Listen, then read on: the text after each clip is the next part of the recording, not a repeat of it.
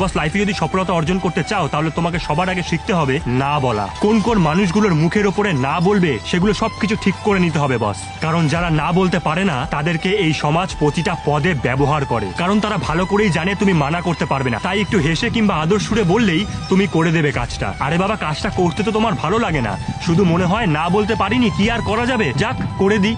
বস, বিশ্বাস করো এই সুযোগটাই খোঁজে তারা। এদের জন্য কাজ করে তোমার সেলফ স্যাটিসফ্যাকশনটাও হয় না, টাকা পাওয়া তো দূরেই থাক।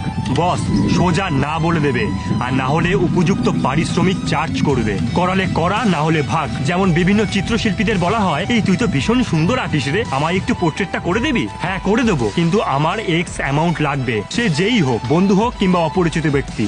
পরিষ্কার হয়ে বলে দেবে বস, কারণ এরা মাগনায় শিল্প মারাতে আসে। কিংবা যে ভালো গাইতে পারে বা গানটাই তার লাইফের সবটা কিছু, তাকে বলা হবে, এই তুই তো ভালো গান করিস, তোর গানের গলাটা না বেশ সুন্দর, একটু গান করে শোনা না। না, একদম শোনাবে না। নিজের প্রফেশনকে রেসপেক্ট করো, নিজের সুরকে রেসপেক্ট করো। উত্তরে বলবে, যেদিন কনসার্ট হবে আমার সেদিন টিকিট কেটে আসিস, শুনে যাস। প্রতিটা ফিল্ডের মানুষদের প্রতি আমি রিকোয়েস্ট করছি, প্লিজ না বলো।